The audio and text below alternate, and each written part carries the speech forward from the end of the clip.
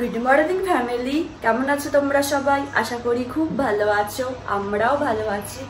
আর আমরা ভালো আছি কেন বলছি বুঝতেই পারছো, অনির্বাণ কালকের থেকে অনেকটা ভালো আছে। তো আজকে অফিসে যাবে, বললো শরীরটা ঠিক আছে, আজকে অফিসে যাবে। ঠিক আছে যাও। তোকে আজকে আমি টিফিনে করে দিয়েছি ফুলকপি আলু ভাজা আর তার সাথে রুটি। আর আমি তো ভাতে ডিম সেদ্ধ করে নেবো দেখি। আর ব্রেকফাস্টে আমরা স্মুদি খাবো, তো স্মুদিটাও আর কি করে নিলাম, কারণ কারেন্ট অফ হয়ে গেলে প্রবলেম হয়ে যাবে। তো এখনও ওঠেনি, উঠলে আমি চা বানাবো আমার আর ওর জন্য। আর আজকে জামা কাপড় কাচতে দিয়ে দিয়েছিলাম, তো শুকাতেও দিয়ে দিয়েছি। দেখছি হালকা হালকা রোদ বেরোচ্ছে, একদিকে ভালো, তাড়াতাড়ি শুকিয়ে যাবে। তোমার শরীর কেমন আছে? বললাম আজকে অফিসে যাবে, উঠে পড়ো, চা বানাবো। আমি স্নান টান করে রেডি হয়ে গেছি, স্মুদি খেয়ে নিয়েছি ব্রেকফাস্টে।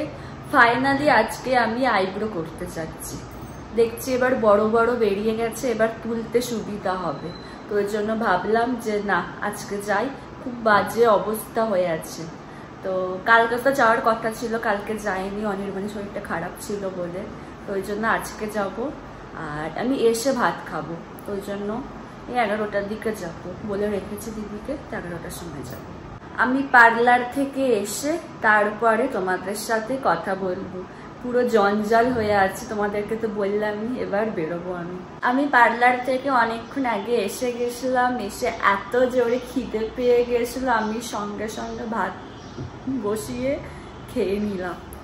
আর এখন তো জানো কি করবো, ল্যাদ খাবো তোমাদের সাথে, আর বিকেলবেলা কথা বলবো। আমার এখন প্রচুর পরিমাণে না পপকর্ন খেতে ইচ্ছে হচ্ছে। তো এই যে দেখো, এখানে আমি বসিয়ে দিয়েছি পপকর্ন। চাপা দেওয়ার এখন তো ফুটফুট করে ফুটবে, বাইরে বেরিয়ে যাবে। এই যে দেখো, আমি এক বাটি পপকর্ন নিয়ে বসে পড়েছি। একটু বেশি হয়ে গেল মনে হচ্ছে, আর বেশি খেলে গা বমি করবে। ঠিক আছে, খেয়ে নি, কি আর করবো, বুঝতে পারিনি এতটা হয়ে গেছে।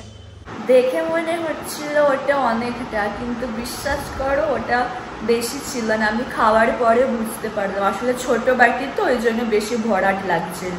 কিছুই হয়নি, আমার গা বমি কিচ্ছু করেনি। অন্যবারে তো প্রচুর খেয়ে ফেলেছিলাম, মারাত্মক গা বমি করেছিলাম না, রাতে কিছু খেতে ইচ্ছে করছিল না। বাট আজকে দেখলাম একদম ঠিকঠাক আছে, পেট প্রচুর ভরেও যায়নি, পুরো ঠিকঠাক। এবার রান্নাটা করে নিই, আলু পোস্ত আর ভাত করব। আর আমি অনেকক্ষণ আগে না পোস্তটাকে বেটে রাখলাম। যা বিদ্যুৎ চমকাচ্ছিল, মেয়েকে ডাকছিল, আমার মনে হচ্ছিল মনে কারেন্ট এক্ষুনি যাবে, বাট যায়নি। তখন বেটে নিয়েছি, আলুগুলো কেটে রান্নাটা শুরু করে নিই। আমি এখানে মাথাতে পুরো জ্যাপ জ্যাপ করে তেল মেখে নিয়েছি। আলুটা সেদ্ধ হচ্ছে, তখন আমার মাথায় মাখা হয়ে গেছে। আলু পোস্তটা হয়ে গেলে মুখটাও পরিষ্কার করে নেব। ফ্রিজেতে আছে, দুধটা বার করে রাখি না,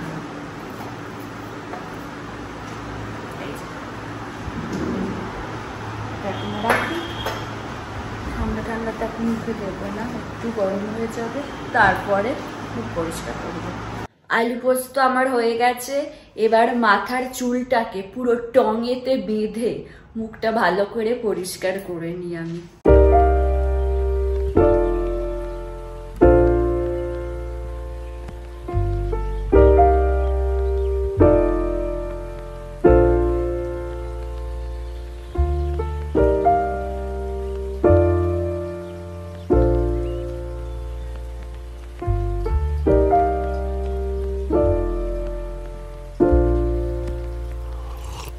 আমি এখানে ভাতটা বসিয়ে দিলাম, আর এখানে তো আলু পোস্তটা আছে, খাবার আগে ভালো করে গরম করে নেব।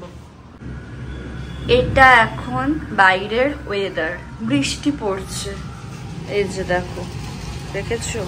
আরে কেমন দেখো, বিদ্যুৎ চমকাচ্ছে। অনির্বাণ এসে গেছে অফিস থেকে, আর আমরা ডিনারও করে নিলাম। আর তোমাদেরকে দেখাতে ভুলে গেছি, আজকে ডিনারে একটু জানতে কি ছিল।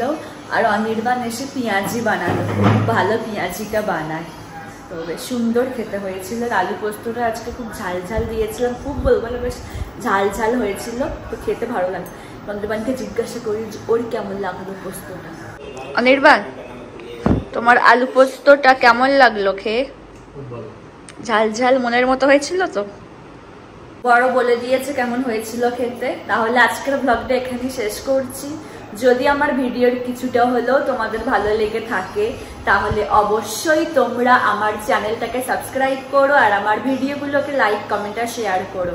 আর খুব তাড়াতাড়ি একটা নতুন ভিডিওর সাথে তোমাদের সঙ্গে দেখা হচ্ছে। আর ডেসক্রিপশন বক্সে আমার ইনস্টাগ্রাম লিঙ্ক দেওয়া থাকলে তোমরা ওখানে আমাকে ফলো করতে পারো। আজকের মতো টাটা, গুড নাইট।